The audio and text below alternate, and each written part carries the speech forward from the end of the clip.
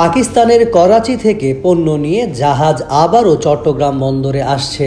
আগামী 19 December MV yuan জিয়ান ফা ঝং নামের জাহাজটি কন্টেইনারবাহী পণ্য নিয়ে চট্টগ্রাম বন্দরে পৌঁছার কথা রয়েছে। এর আগে জাহাজটি প্রথমবারের মতো গত 11 নভেম্বর চট্টগ্রাম বন্দরে পৌঁছে 370 একক পণ্যবাহী কন্টেইনার খালাসের পর জাহাজটি পরদিন চট্টগ্রাম বন্দর ছেড়ে ইন্দোনেশিয়ার উদ্দেশ্যে রওনা দেয়। এটি ছিল মুক্তিযুদ্ধের পর পাকিস্তান থেকে সরাসরি চট্টগ্রাম বন্দরে নোঙর করা প্রথম কোনো জাহাজ। এর মধ্যে দিয়ে প্রথমবারের মতো দুই দেশের মধ্যে নৌপথে সরাসরি যোগাযোগ শুরু হয়েছে। পাকিস্তানের সঙ্গে বাংলাদেশের বাণিজ্যে এতদিন সরাসরি কোনো কন্টেইনার জাহাজ সেবা ছিল না।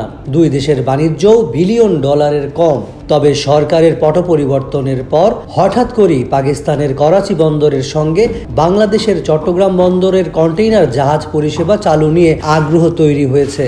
এই আগ্রহের সূত্রপাত ঢাকায় পাকিস্তান দূতাবাস বিষয়টি এক ফেসবুক পোস্টে তুলে ধরার পর। ব্যবসায়ীরা বলছেন, পাকিস্তানের সঙ্গে বাংলাদেশের যে বাণিজ্য রয়েছে তাতে সরাসরি কন্টেইনার জাহাজ সেবা চালুর মতো পরিস্থিতি তৈরি হয়নি।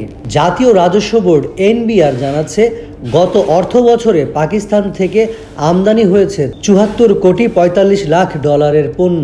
এর মধ্যে রপ্তানিমুখী শিল্পের কাঁচামাল, সুতা, কাপড় ও প্রস্তুত চামড়া ছিল 79% বা 59 কোটি ডলার। এছাড়া সিমেন্ট শিল্পের কাঁচামাল, ক্লিংকার, ফল, শুটকি ও মেয়েদের 3 পিস আমদানি হয়েছে। আবার একই সময়ে পাকিস্তানে রপ্তানি হয় 6 কোটি 24 লাখ ডলারের পণ্য।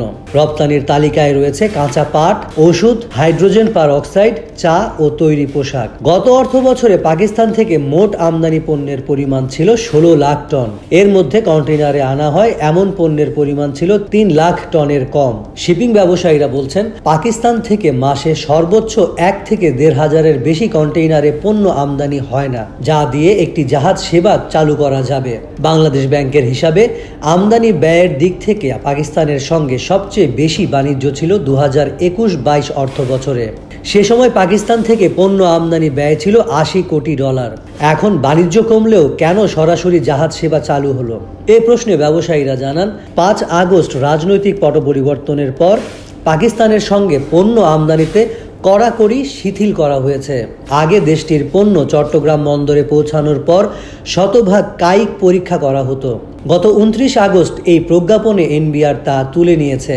তাতে সামনে আমদানি বাড়তে পারে এমন আশায় নতুন এই সেবা চালু হয়েছে। শিপিং সূত্র জানায়, দুবাই ভিত্তিক কন্টেইনার জাহাজ পরিচালনাকারী সংস্থা ফিডাল লাইন্স ডিএমসিসি একটি কন্টেইনার জাহাজ দিয়ে নতুন এই সেবা চালু করেছে। সংস্থাটির ওয়েবসাইটে বলা হয়েছে, গ্রুপটির পাকিস্তানের করাচির সঙ্গে ব্যবসা রয়েছে।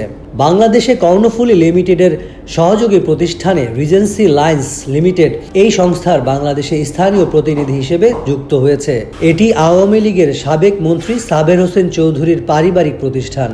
গ্রুপটির একজন কর্মকর্তা জানান, নতুন এই কন্টেইনার জাহাজের পরিষেবা শুধু পাকিস্তান বাংলাদেশের মধ্যেই সীমাবদ্ধ নয়। আরও 4টি দেশ, ইন্দোনেশিয়া, মালয়েশিয়া, ভারত ও সংযুক্ত আরব আমিরাতের বন্দর থেকেও পণ্য আনা নেওয়া করবে। এই 6 দেশে পুরো একবার যাত্রা শেষ করতে সময় লাগবে 38 দিন। পণ্য আনা নেওয়া মিলে পুরো যাত্রা শেষ করতে সময় লাগবে 76 দিন। এখন পর্যন্ত এমভি ইউয়ান জিয়ান ফা ঝং নামে একটি জাহাজ দিয়ে এই সেবা দেওয়া হচ্ছে।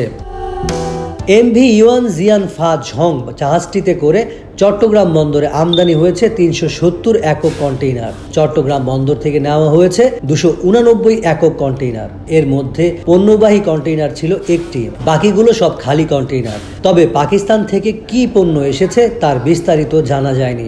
বন্দরের তথ্যে দেখা যায়, 6 দেশের এই জাহাজ সেবার প্রথম যাত্রায় পণ্য আমদানি হয়েছে মূলত পাকিস্তান থেকে। পণ্য রপ্তানি হয়েছে মাত্র 1টি কন্টেইনারে, তাও গন্তব্য ছিল মালয়েশিয়ার পোর্ট কেলান।